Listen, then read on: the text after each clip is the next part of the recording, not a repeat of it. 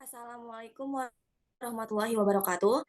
Kami dari kelompok 2 tugas proyek listrikan dan kemagnetan akan menjelaskan mengenai gambar desain rangkaian listrik yang telah kami buat. Sebelumnya, kami akan memperkenalkan diri terlebih dahulu. Anggota yang pertama ada saya sendiri, Yani Madya Ramadhani, NPM 2120303082. Kemudian ada Putri Hoirina, NPM 2120303013. Kemudian ada Alia Rana Zulfa, NPM 2140303102, dan yang terakhir ada Syahrila Suminar Arum, NPM 2140303115. Langsung saja kita mulai pembahasannya. Untuk yang pertama, saya akan menjelaskan mengenai simbol-simbol dari gambar yang ada di sini. Ada tanda silang, itu artinya lampu. Kemudian ada gambar saklar tunggal, ditandai dengan gambar kotak, kemudian ada garis satu buah. Kemudian yang kedua ada saklar ganda, ditandai dengan gambar kotak dan garis di tengahnya ada dua. Kemudian kotak kontak dan garis merah yang artinya fasa. Fasa itu merupakan kabel yang bermuatan listrik. Dan ada garis biru titik-titik merupakan kabel netral.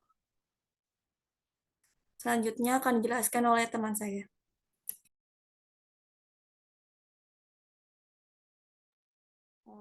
Kemudian di sini saya akan menjelaskan tentang bagian tiap ruangan. Yang pertama ada teras. Pada teras, lampu yang berada di teras ini memiliki daya sebesar 10 watt. Lampu teras ini memiliki saklar yang berada di ruang tamu. Kemudian yang kedua ada ruang tamu. Lampu yang berada di ruang tamu memiliki daya sebesar 20 watt. Lampu yang menerangi ruangan tamu ini memiliki saklar yang sama dengan lampu teras tadi, karena di ruang tamu dipasang saklar ganda. Selain itu, disediakan juga satu kotak-kotak. Kemudian yang ketiga, ada kamar pertama. Pada kamar pertama ini terdapat satu lampu dengan daya sebesar 20 watt. Di kamar satu ini terdapat satu saklar tunggal untuk mengontrol lampu pada kamar dan terdapat satu buah kontak sebelahnya. Kemudian yang keempat ada ruang tengah. Pada ruang tengah terdapat satu buah lampu dengan daya sebesar 20 watt yang dikontrol oleh sebuah saklar tunggal. Di ruang tengah ini disediakan satu buah kotak kontak. Selanjutnya akan dijelaskan oleh teman. Baik, izin lanjutkan untuk kamar 2. Pada kamar 2 terdapat satu buah lampu dengan daya sebesar 20 watt yang terhubung oleh satu saklar tunggal dan terdapat sebuah kotak kontak. Lalu ada dapur. Pada dapur terdapat satu buah lampu yang memiliki daya sebesar 20 watt yang dapat dikontrol melalui sebuah saklar tunggal. Lalu lorong antara ruang tamu dan dapur. Di lorong antara ruang tamu dengan dapur dipasang sebuah lampu dengan daya sebesar 10 watt guna memberikan pencahayaan pada lorong itu. Pada salah satu temboknya terdapat sebuah saklar tunggal untuk mengontrol lampu itu. Lalu ada kamar mandi. Pada kamar mandi menggunakan sebuah lampu yang memiliki daya sebesar 10 watt. Pemasangan saklar tunggal untuk mengontrol lampu berada di luar kamar mandi guna melindungi saklar dari percikan air. Untuk selanjutnya akan dijelaskan oleh teman saya. Silakan. Baik, oke, selanjutnya yaitu rangkaian listrik pada rumah ini tuh keseluruhannya menggunakan rangkaian listrik paralel. Mengapa menggunakan rangkaian listrik paralel? Karena apabila terdapat salah satu perangkat dalam rangkaian paralel rusak atau berhenti berfungsi, maka peralatan lainnya tidak akan terpengaruh. Misalnya, jika sebuah lampu dalam rangkaian paralel itu mati, maka lampu-lampu lainnya masih akan tetap menyala.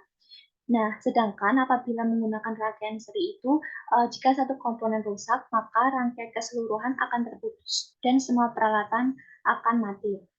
Sedikit penjelasan mengenai rangkaian listrik. Rangkaian listrik merupakan sebuah jalur atau rangkaian sehingga elektron dapat mengalir dari sumber voltas atau arus listrik. Proses perpindahan elektron inilah yang kita kenal sebagai listrik.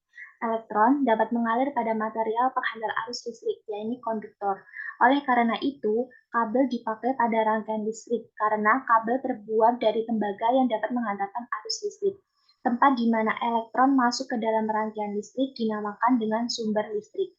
Setiap benda yang memakai listrik untuk penggunaannya disebut sebagai beban listrik. Terdapat dua tipe rangkaian, yaitu rangkaian seri dan rangkaian paralel.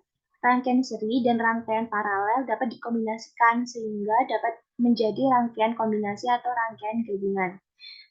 Selanjutnya ada penjelasan sedikit mengenai rangkaian seri dan rangkaian paralel.